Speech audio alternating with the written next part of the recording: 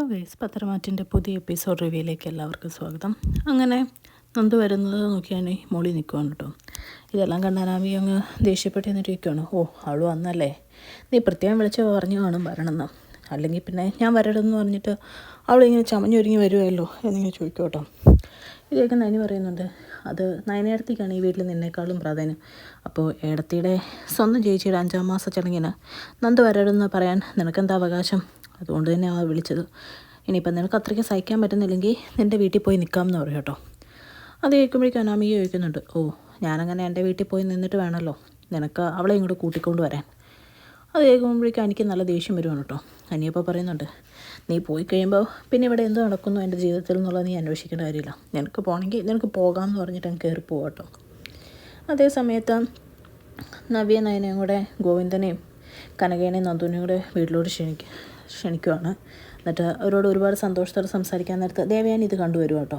ദേവയാനിക്ക് ഒരുപാട് സന്തോഷമാവുകയാണ്. പക്ഷെ അവരുടെ അടുത്ത് എത്തുമ്പോഴത്തേക്കും ആ കസേര പോയി ഇരിക്കുവാണ് കേട്ടോ. അപ്പോഴത്തേക്കും കനക പെട്ടെന്ന് ചോദിക്കുന്നുണ്ട്, എങ്ങനെയുണ്ട് ദേവയാനി ചേച്ചി ഇപ്പോൾ എന്ന് ചോദിക്കുമ്പോഴത്തേക്കും, ഏതോ ഒരു നല്ല പെൺകൊച്ച് കരൾ നിന്ന് സഹായിച്ച ബലത്തിൽ ജീവിച്ചു പോകണമെന്ന് പറയും കേട്ടോ. അപ്പോൾ ഇവരെല്ലാം പരസ്പരം ഇങ്ങനെ നോക്കുന്നുണ്ട്. അതെല്ലാം ദേവയാനി ഇങ്ങനെ ശ്രദ്ധിക്കുന്നുണ്ട് കേട്ടോ. എന്നിട്ട് മനസ്സിൽ ഒരുപാട് സന്തോഷിച്ചിരിക്കുവാണ്. അപ്പോഴത്തേക്കും പെട്ടെന്ന് പറയാണ്, എന്തായാലും നിങ്ങൾ 5-ാം മാസ ചടങ്ങിന് വന്നതല്ലേ, ഞാൻ എല്ലാം ഉണ്ടാക്കിയൊക്കെ വെച്ചിട്ടുണ്ടെന്ന് പറയും കേട്ടോ. എന്നിട്ട് പറയാം, വേറൊന്നും കൊണ്ടല്ല, എനിക്കിപ്പോൾ ആരടുക്കളയിൽ കയറുന്നതും പേടിയാണ്, എന്താ കലക്കി തരുന്നതെന്ന് പറയാൻ പറ്റില്ലല്ലോ എന്ന് പറയും കേട്ടോ. ഇത് കേൾക്കുമ്പോൾ എല്ലാവർക്കും വിഷമമാവുകയാണ്. അത് കഴിയുമ്പോൾ നയനെ വിളിക്കുവാണ് കേട്ടോ ദേവേനി. എന്നിട്ട് പറയാം, എല്ലാവർക്കും ഉള്ള സാധനമൊക്കെ എടുത്ത് വെക്കണ്ടേ എന്ന് പറയും കേട്ടോ.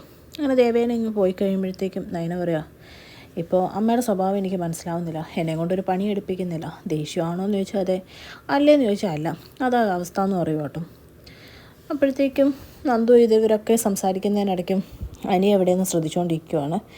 ആ സമയത്ത് നയന അങ്ങ് പോയി കഴിയുമ്പോൾ നവ്യ പറയുകയാണ്, എന്തൊക്കെയാണെങ്കിലും എന്താ ആദർശേട്ടൻ അവളെ കൈവെള്ളയിലൊക്കെ കൊണ്ടു നടക്കുന്നത്, എനിക്കാണ് സെലക്ഷൻ തെറ്റിപ്പോയത്, എനിക്ക് കിട്ടിയ വലിയൊരു സൗഭാഗ്യമായിരുന്നു ഞാനൊന്ന് തട്ടിത്തെറിപ്പിച്ച്, അത് സാരമില്ല, അതുകൊണ്ടിപ്പം നയനയ്ക്ക് നല്ലൊരു ജീവിതം കിട്ടിയില്ലേ എന്നൊക്കെ ഞാൻ പറയും കേട്ടോ. ഇത് കഴിയുമ്പോഴത്തേക്കും കുഞ്ഞിനും അമ്മയ്ക്കും ഇപ്പം വേറെ ആരോഗ്യ പ്രശ്നങ്ങളൊന്നും ഇല്ലെന്നാണ് ഡോക്ടർ പറഞ്ഞതെന്നൊക്കെ നവ്യ പറയുന്ന കേൾക്കുമ്പോഴേക്കും കനയ്ക്ക് ഒരുപാട് സന്തോഷമാവാണ്. അത് കഴിയുമ്പോഴത്തേക്കും അനാമിക വേണുവിനെയും രേവതിനെയും വിളിക്കുവാണ് കേട്ടോ.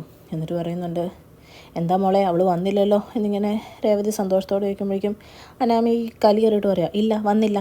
അപ്പോഴത്തേക്കും വേണു ഫോൺ മേടിച്ചിട്ട്, ഇതാ പറഞ്ഞത്, മോൾ അവളെ ഇങ്ങനെ തടഞ്ഞു നിർത്തേണ്ട സമയത്തൊക്കെ തടഞ്ഞു നിർത്തണം, അങ്ങനെയാണെങ്കിൽ നമ്മൾ വിചാരിച്ച കാര്യമൊക്കെ നടക്കുമെന്ന് പറയട്ടോ.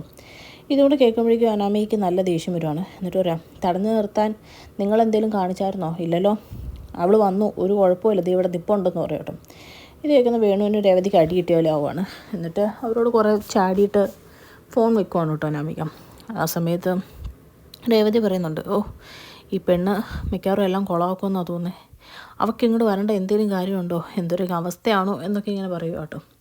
ആ സമയത്ത് വേണു പറയുന്നുണ്ട്, ഈ പോക്ക് പോയി കഴിഞ്ഞ് കഴിഞ്ഞാൽ മോള് കടം വീട്ടുന്നതിന് മുമ്പ് വീട്ടിൽ വന്നു കഴിഞ്ഞാൽ വീട് നാട്ടുകാരായിട്ട് കത്തിക്കും, അതാണ് നമ്മുടെ അവസ്ഥ എന്നൊക്കെ പറഞ്ഞ് ആകെ വിഷമിച്ച് നിൽക്കുവാണ് കേട്ടോ.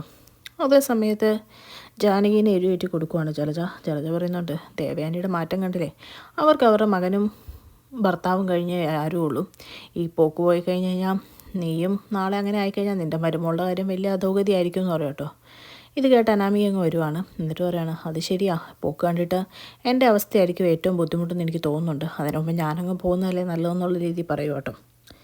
അപ്പോഴത്തേക്ക് ഇത് കേട്ട് ജാനകി പറയാം, എന്താ മോളെ പറയുന്നത്, എന്തൊക്കെ സംഭവിച്ചാലും ആരൊക്കെ എന്തൊക്കെ മാറിയെന്ന് പറഞ്ഞാലും ഈ ഞാൻ മാറാൻ ഉദ്ദേശിച്ചിട്ടില്ല, മോളുടെ സ്ഥാനത്ത് വേറെ ആരും വരികയില്ല, അതെനിക്ക് 100% ഉറപ്പാന്ന് പറയും കേട്ടോ. അതേപോലെ പറയാണ്, ഈ വീട്ടിൽ ഇതിനു മുമ്പ് ഒരു വിവാഹമോചനവും നടന്നിട്ടില്ല, അതാണ് ഇവിടുത്തെ നിയമം എന്ന് പറയുമ്പോഴത്തേക്കും അനാമി ചോദിക്കുന്നുണ്ട്, നിയമം അതാന്ന് പറഞ്ഞ് എല്ലാം സഹിച്ച് കടിച്ചു പിടിച്ച് ഞാൻ നിൽക്കണം എന്നാണോ അമ്മ പറയുന്നത്, ഇപ്പം തന്നെ എനിക്ക് പൊളിഞ്ഞ് കയറുന്നുണ്ട് എന്ന് പറയും കേട്ടോ. അതിന് ജാനകി അങ്ങ് പോയി കഴിയുമ്പോഴത്തേക്കും ജലജ അങ്ങ് പോയി കഴിയുമ്പോഴേക്കും ജാനകിയോട് പറയാം, എങ്ങനെയും ഈ ചടങ്ങ് കുളമാക്കണം അമ്മേ. അപ്പോഴേക്കും ജാനകിയും പറയുന്നുണ്ട്, അത് ഞാനും ഓർക്കാതെയില്ല മോളെ, എന്തെങ്കിലും നമുക്ക് ചെയ്യാം എന്നൊക്കെ പറയുമോ. ആ സമയത്ത് നയനെ ദേവയാനിനെ ഹെൽപ്പ് ചെയ്ത് കഴിയുമ്പോഴത്തേക്കും ദേവയാനി ഓരോന്ന് പറയുവാണ് കേട്ടോ, ചെറുതായിട്ട് കുത്തി നയനെ.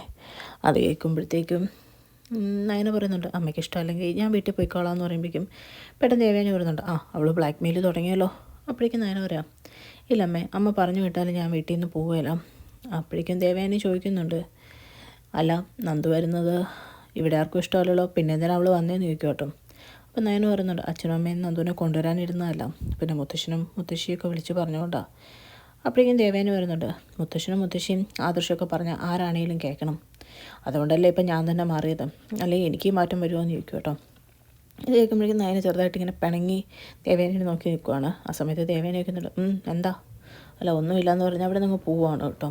അപ്പോഴത്തേക്കും ദേവയാനി ഇങ്ങനെ നയന പോയി കഴിയുമ്പം നയനെ നോക്കി ഇങ്ങനെ ചിരിച്ചുകൊണ്ട് നിൽക്കുവാണ്. ആ സമയത്ത് എല്ലാ സാധനങ്ങളൊക്കെ ഒരുക്കി അവർ ഹാളിലിരിക്കുവാണ്. നവ്യ അങ്ങ് ഇറങ്ങി വരുന്നുണ്ട് കേട്ടോ.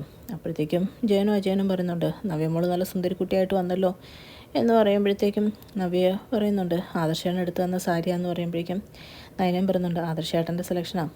ആ സമയത്ത് പെട്ടെന്ന് നവ്യ വരണം കേട്ടോ, എൻ്റെ ഭർത്താവിന് ഒരു സാരി പോലും മേടിച്ചു തരണം തോന്നിയില്ല എന്ന് പറയുമോ.